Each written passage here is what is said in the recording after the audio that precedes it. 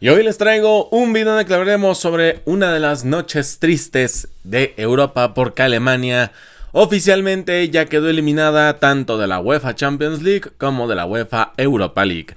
Así que no me enrollo más, pongamos el intro que comenzamos con este video.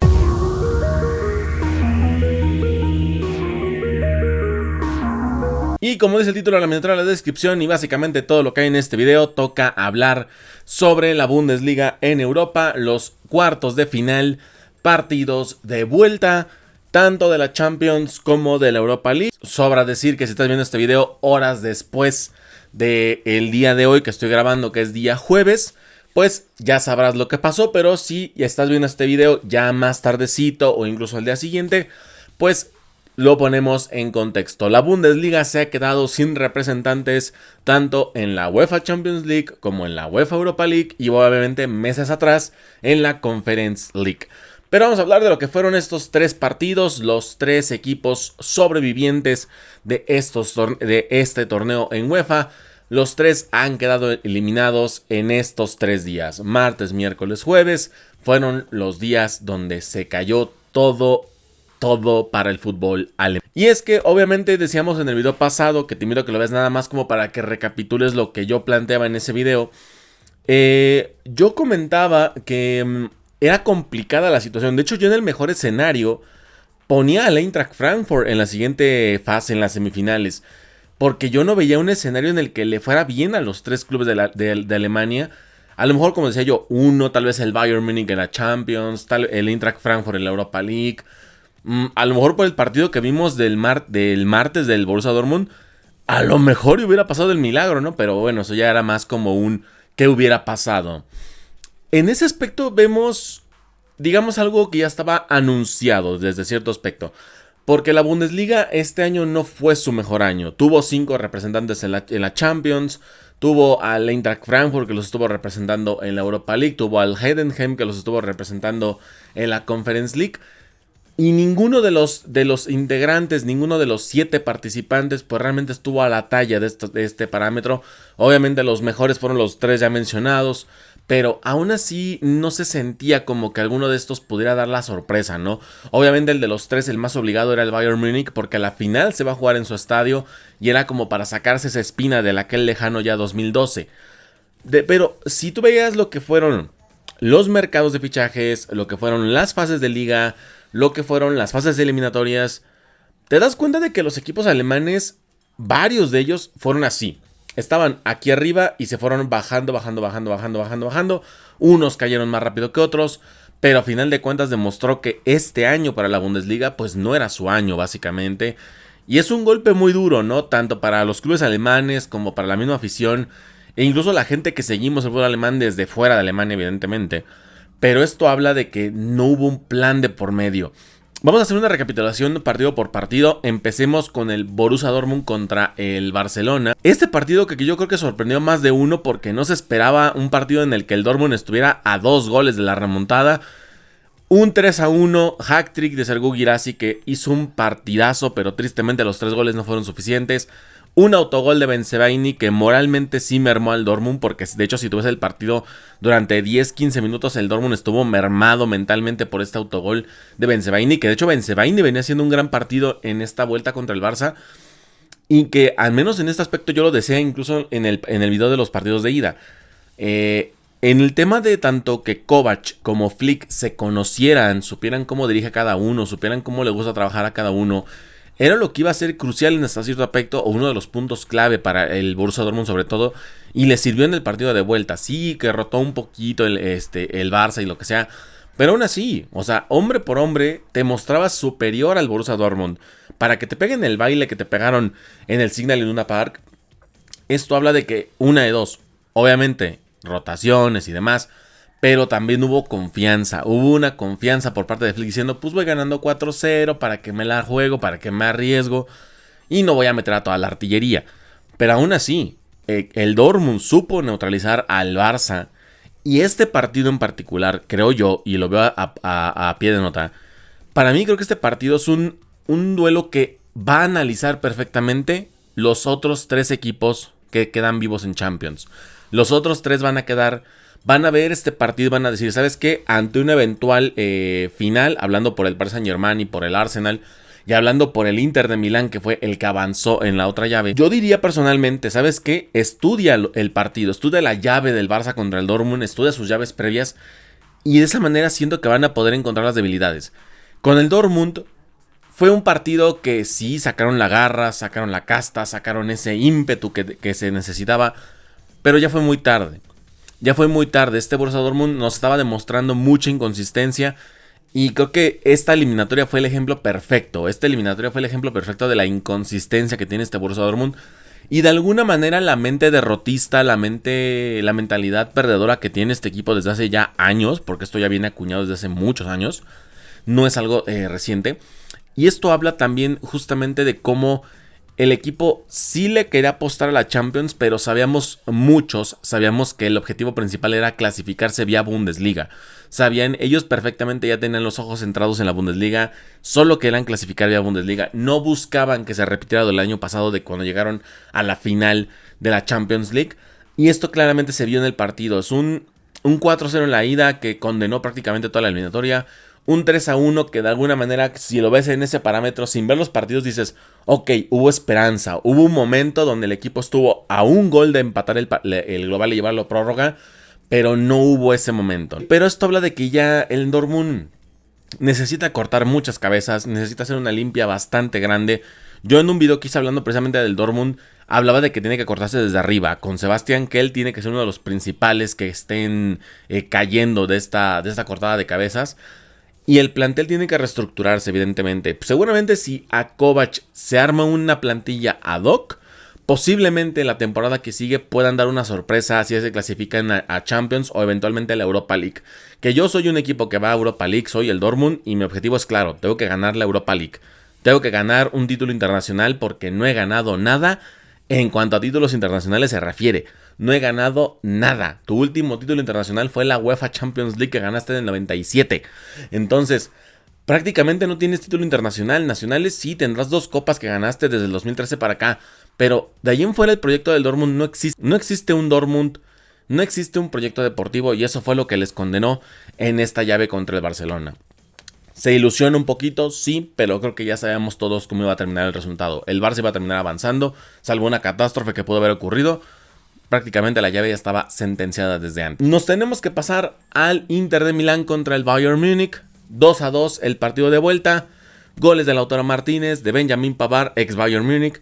Goles de Harry Kane y de Eric Dyer para darle el pase al Inter de Milán. El último partido de esta temporada en Europa para el conjunto bávaro. El Bayern Múnich tuvo una llave accesible, pero no quiso ganarla. Esa es la forma en la que yo puedo resumir cómo le fue al Bayern en esta eliminatoria.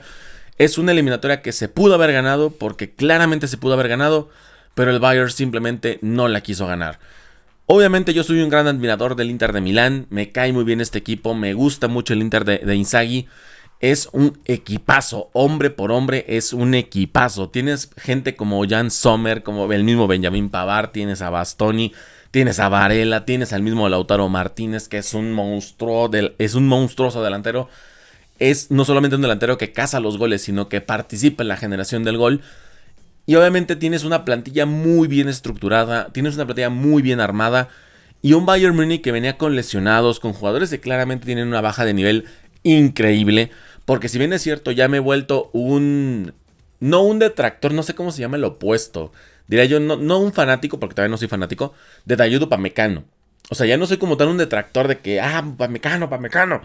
Pero Upamecano ha sabido callarme la boca cuando lo ha podido hacer. Kim Min-jae es un asco total. Kim Min-jae es un asco por donde lo veas.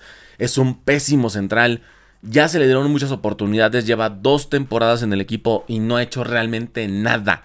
El central no ha demostrado nada. Y eso me da más coraje a mí porque digo, vendiste a Matthijs de Ligt para quedarte con Dayot Upamecano y con Kim Min-jae. Al menos Upamecano se está redimiendo en ese aspecto. Pero Kim Min-jae no. Y Kim Min-jae te costó 50 millones de euros. Dime cómo en el mercado que sigue le vas a sacar 50 millones de euros al equipo que sea si no es un equipo árabe. No le vas a sacar 50 millones a nadie. Vas a vender a este jugador con un margen de pérdida. Luego tienes a Konrad Laimer que no sirve, que no es lateral derecho. Stanisic para mí es de los más rescatables. Stanisic es un gran defensa. Guerreiro claramente se nota que no es para ser titular, evidentemente.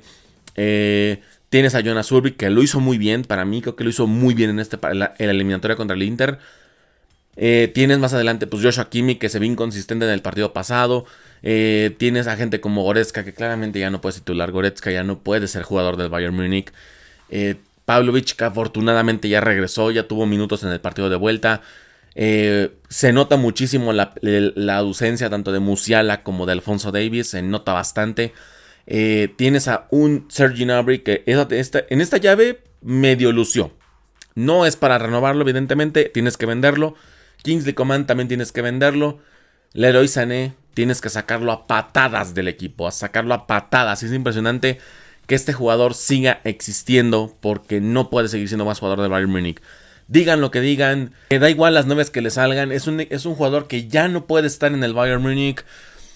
Tienes adelante a Harry Kane, pero tienes solamente a Harry Kane. Se te lesiona Harry Kane y a saber con qué lo haces. Porque tienes a Thomas Müller, que es una leyenda, que es una institución en el equipo, pero no es un jugador hecho para ser un 9. Y obviamente no tienes cómo respaldarlo, porque si bien es cierto tendrás alguno que otro jugador de la cantera, pues no lo tienes inscrito para que juegue en primer equipo. Pero aún así me demuestras que realmente este equipo estaba armado medio con las patas. Y evidentemente no hay que culpar a Kompany al 100%, eso sí hay que aclararlo muchísimo. No hay que echarle la culpa al 100% a Vincent Kompany, porque trabajó con lo que tenía.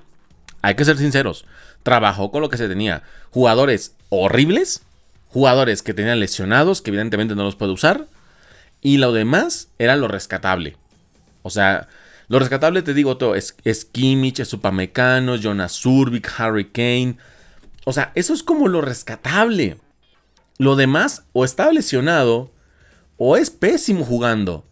Y eso habla de que, por eso mismo yo digo, el Bayern Múnich tuvo una llave accesible, pero no la ganó, porque no quiso, porque no pudo. Justamente por esos detalles. Obviamente también hay que apreciar y aceptar el gran juego del Inter de Milán, porque claramente es un equipazo. No lo estoy demeritando, evidentemente. Me estoy centrando en lo que es el Bayern Múnich. Y esto habla de cómo se le fue una oportunidad de oro, porque esta era la opción. Juegas la Champions en casa, la final. Entonces era una gran inyección anímica para decir, vamos a llegar hasta la final y ganarla. Sacarnos la espina del 2012. Pero sabíamos que por el mercado que se hizo, por las polémicas que se fueron ciertos jugadores y se fueron otros que tenían que haber sido y que no se fueron, pues obviamente daba a entender que se pudo haber trabajado con lo que se tenía. Y si llegábamos a la final, creo que era más por un peso del escudo, de lo que pesa el escudo de Bayern Múnich, que por lo que realmente habría hecho un planteamiento táctico tal vez, ¿no? O el tema de los jugadores. A mí en este escenario, obviamente como fanático del Bayern, pues sí me pongo triste y a la vez me pongo molesto justamente por esos detalles. Porque si ves el planteamiento de mercado atrás, se pudo haber evitado esa tragedia. Pero si vamos al partido exactamente, el Bayern Múnich perdió muchas oportunidades. El tema de la definición del Bayern Múnich es preocupante. Generaron bastantes de peligro, pero varias se fallaron. ¿Por qué? Porque tienes a gente como Coman, tienes a gente como Gnabry, tienes a gente como Sané. Es triste que triste y feliz al mismo tiempo, que tu único extremo rescatable es Michael Olise. Eso es lo preocupante, que es tu único extremo rescatable.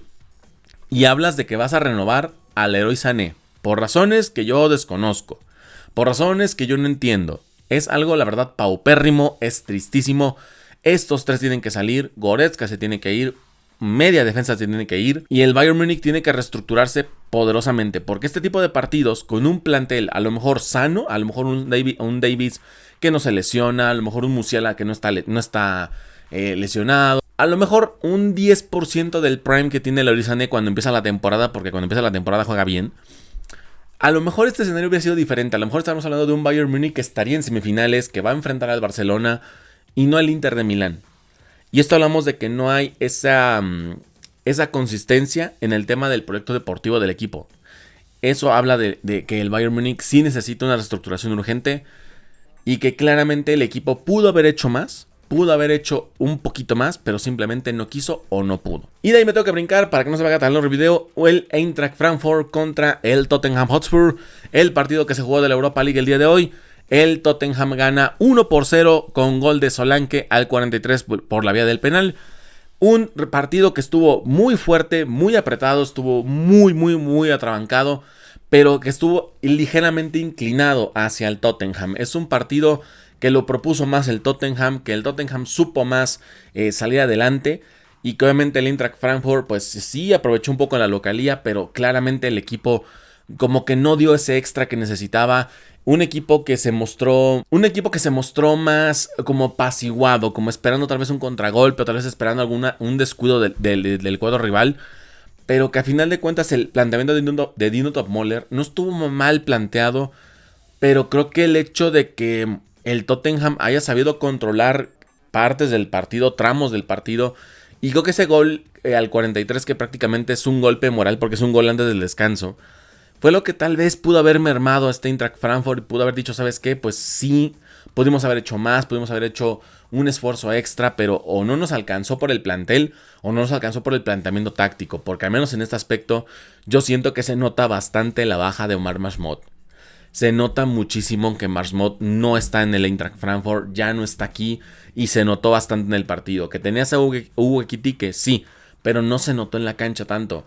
Te tienes otros jugadores en la cancha, sí, pero no se notan. No se notan. Se te lesiona Mario Götze, también ese es un problema. Chaibi, que entró de cambio, pues básicamente no hace gran diferencia. Este equipo, este Eintracht Frankfurt, no se notó tan pesado como tal vez en el partido de ida, que se mostró mucho más intenso y mucho más activo.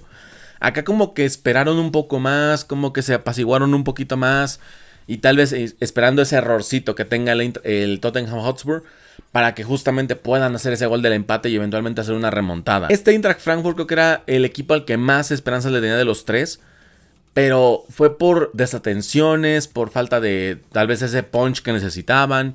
No sé, tal vez no encuentro una forma en la que pueda yo describir qué pasó exactamente, pero este Eintracht Frankfurt, más allá de enojarse con uno, es más como de sentir esa frustración de pudieron haber hecho un poco más, tal vez un poquito más, y estaremos hablando de un escenario completamente diferente. El Tottenham tampoco se planteó tan fuerte como para meter 2-3 más. Creo que cayó el gol de Solanke, y de ahí dijeron, ¿sabes qué? Vámonos entre que atrás, contragolpe, medio llegamos.